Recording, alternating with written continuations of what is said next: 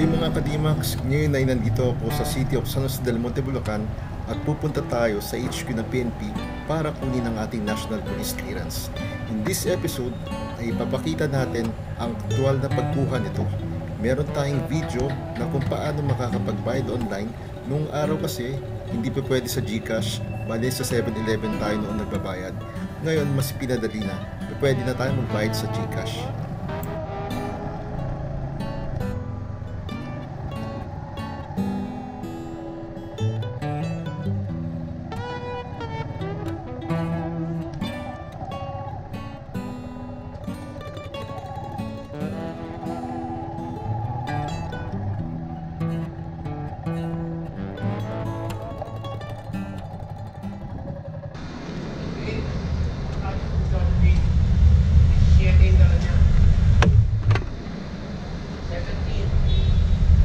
Bali guys, nandito na tayo sa headquarters. Naghanap ko ng parking ng motor.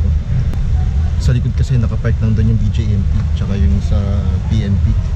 Ngayon pumasok tayo dito sa loob ng headquarters. Dito muna tayo mag-park. Tapos punta na tayo doon sa kuha ng National Police Clearance. Ang mga requirements na dapat dalhin ay receipt na katunayan nagbayad ka. Sa akin kasi ginawa ko, nagbayad ako through GCash worth 150, then Xerox ng government ID.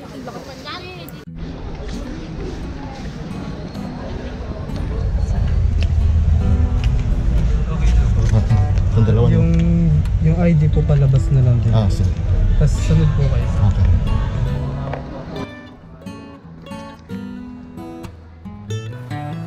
Ang una munang ginawa natin dito ay ang picture taking, sunod ang pirma, tapos ang biometrics.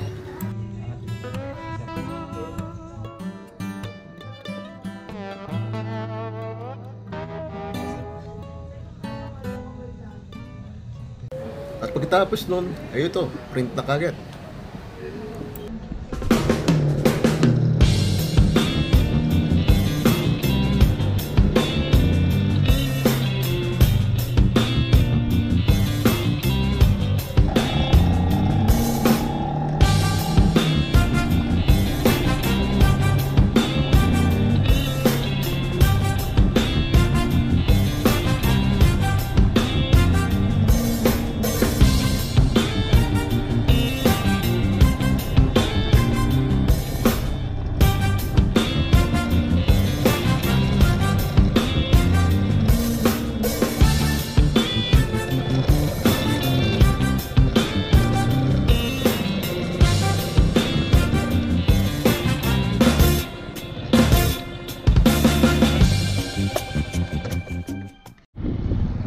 And guys, katatapos lang natin to sa pagkuha ng National Police Clearance natin.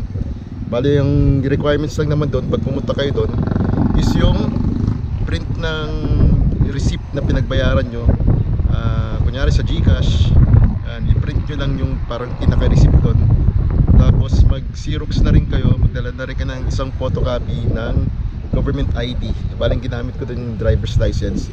Mas-Xerox nyo na ng front and back. Tapos pagpunta natin doon, wala masyadong tao. Pero ang sabi nila doon, kadalasan daw dagsaan daw ang tao doon. Meron pala doon guys, pag magre-renew ka ng National Clearance, meron kang pwedeng i-check doon meron kasi doon i-check kung appearance or non-appearance. Bali ang pinili ko kasi yung appearance, para iniisip ko kasi baka magkaroon ng problema o kaya baka mamaya tawagan ako o kailangan pa ng biometrics o kaya picture. Kaya ang ginawa ko, ang pinili ko yung appearance na lang. And pagdating ko doon, tinanong ko rin yung pinaka-ID nila doon kung pwede ang non-appearance. Pwede naman daw ang non-appearance, lalo na kapag renewal ka lang, kapag may record ka na doon. Ayun, same lang din, mas okay pa nga daw yung non-appearance. Tapos kada renew mo, papalitan mo na lang yung pinaka-picture mo doon sa doon sa application form.